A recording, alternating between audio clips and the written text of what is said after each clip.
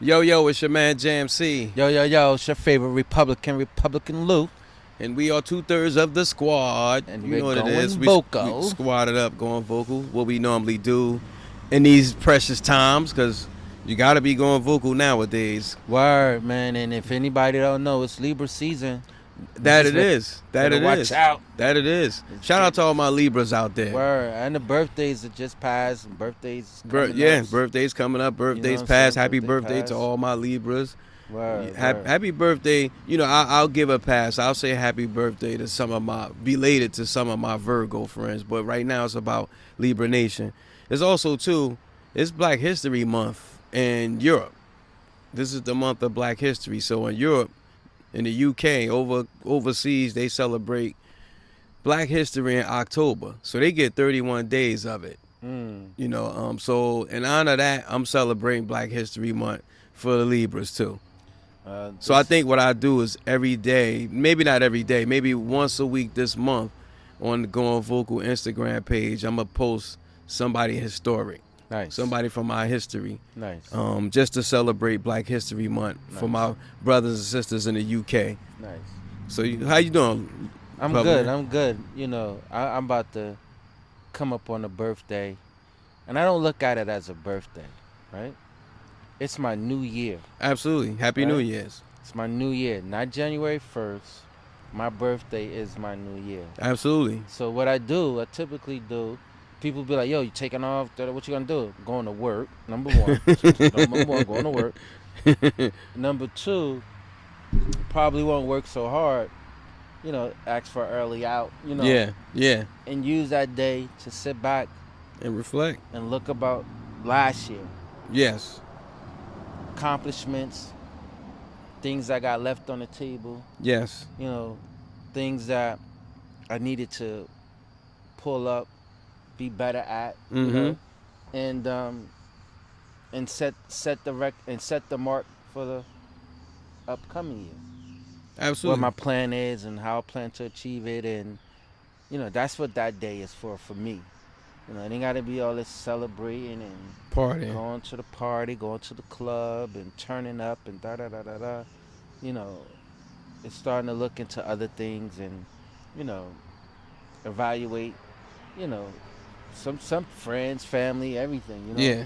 We had a scare with my grandfather a couple weeks ago. Luckily, he's doing better, and you just think about, man, this thing we call life, I think it'd be taken at the blink of an eye. Yeah. So, I agree. So, with that being said, I just want to make sure that, I'm never wasting time. Even if, and sorry for cutting you off, even if I'm sitting on my couch watching my television, I'm doing what I want to do. Mm-hmm. It ain't wasting time. It's something that I want to do. Something Yeah. I enjoy doing. Mm-hmm. I need, my me time, my alone Yes, time and yes. stuff like that. So, and if it's watching the game on, and I don't watch much TV, but if I'm watching the game or something like that, that's something that I choose to do. I don't look to do much. I ain't looking to run too much. But so that I say all that to say, coming up on my New Year's. Okay. So is that like you think when our New Year come, that's the time you do your resolution, or you do your rather than we wait every time of the January 1st and everybody start making these New Year's resolutions, but your New Year's resolution is your day of birth. Correct. Your birthday. I've always, when I it's so crazy because when I send out birthday messages when somebody's birthday, I always address it as Happy New Year. Nice. And because I know that that's really that's your official New Year. God has blessed you to see another New Year. So I'll say Happy New Year before I say Happy Birthday. So because I think you're right. I think how I'm spending my New Year is I'm actually running a marathon. Nice. I'm running a marathon, and what brought it about was it was something that I always wanted to do, and it was so crazy because even back before Puff did it, it was always an aspiration of mine. But I think when he did it, it just showed me that wow, I felt like he was one of us. So I felt like even though there were people before him that we probably don't know that came from humble beginnings that was doing that race well before, but there wasn't nobody I knew. So not that I know him personally, but I know of him. So to see him do that, it was like, wow, it was very inspiring to me. But because I was always running anyway, I just never ran a marathon before. So But this your second one, right? yes, this is my second one. So I do these things called the Rock and Roll Run. And shout out to the people at Rock and Roll Run. Shout out to Rock and Roll who Run. blessed me to be able to come in and run this race, run this marathon. And I'm actually doing it for the good children of St. Jude. Shout out to St. Jude's too, excuse me. Word. Shout That's out, one of my favorite charities. Yes, so, they reached out to me. I actually reached my fundraising goal, which is kudos to that. I was about to send you something. Nah, you still don't need it now. Nah, you still can. You can always send. I had a link at the end of the show, because it's always a need, and I felt like this time I wanted to do it for a purpose, because I think we all live out here, we live our lives, and a lot of us don't understand what our purpose is. So for me, my purpose was, I felt like this was a purpose for me to run, and not only just run for myself, but run where it can make a difference and help somebody else. Because I look at it like this: we already live in a marathon life, especially if you still alive today and you blessed to see today. You're building towards something. That's your marathon. I don't care if you're building your marriage. To your point, however you want to spend your time is well spent, as long as you're doing what you want to do with that time. It's only a waste of time if you're not doing nothing, but you're talking about doing something. Right. Then you're really wasting your time. That's a waste of time. Yeah. So, but I think our life is like a marathon. You just have to not worry about what other people are doing on the left and right of you. You just stay in your lane. Agree. I think so. To go back off of that, so you starting your new year with a marathon. With a marathon. That's a hell of a way to start the new year. And you think about it, typically, most people celebrate the new year January 1st. Yes. And if you live in the region that we live in, it's too cold to do anything. January 1st, yeah. Too cold to do anything around that time. And that's crazy, because I was in Times Square last night. Mm-hmm. And the ball that they drop, it's up all year round. I didn't know that. Yeah, it's up all year round. Wow, I did not know that. And so you got a chance to see it. And I thought about it. I never had a desire to ever want to do New Year's in Times Square. Because one, my mother always be like, isn't there a bunch of crazy people out there, a bunch of drunk people out there? And then two, it was always brick. I mean, it'd be brick out there when that time come. You know what I'm saying? Mm-hmm. And I'd be like, yo, nah, son, there's no way. And then when you hear about all the preparation for that, right? Well, people are there like 15 hours before the ball drop just to get in a good spot, or 12 hours. You know? And then if you leave that area, you ain't getting back in. Oh, yeah. You can forget that shit. You ain't getting back in. Yeah. And they block off, like, trains and all that. Everything, you know what I'm saying? Well, you can't even get into that area at a certain time. You know what I'm saying? So that's just something that I never planned on doing. I always was fine by me watching it drop on TV. And shit, these last couple of years, I was asleep. You know what I'm saying? Oh, yeah, now, yeah. But, I was fortunate. I attended the New Year's in Times Square twice in my life. Once, as a kid, we snuck to New York. And I never forget, we went, and we did go see the ball drop. When you young teenager, it wasn't really like a wow factor, but it was a lot. It was a crazy moment, though. We saw some wild, crazy things after the ball drop. I remember a few things happening, fighting and stuff. When we coming home on the train, everybody fighting. That's when it gets scary, after the ball drops. And then the second time, as a young adult, maybe 2021, I went with my homegirl Kim. Shout out to Harriet Thugman. Yo, shout out to Kim. Chocolate Wonder Kim. Yeah, we ain't had nothing else to do. Like, yo, let's go to New York. We went to New York. We went on New Year's, because she had said she never went. I said I went one time as a kid, and we went. And I never forget. And she I don't know if you remember this, Kim. When she went, I was like, yo, when the ball dropped, we got to break out, because they going to start fighting. And I lie to you not, when the ball dropped, it looked like it was a riot. I mean, they was throwing bottles. It was fist fights. This is before they had everything taped off. So it was so much chaos going on. People started fighting strangers. Like it started with 2 people and it ended up being just everybody out there fighting. And I remember grabbing her, pulling out the way because they was throwing bottles, and we barely made it out of New York.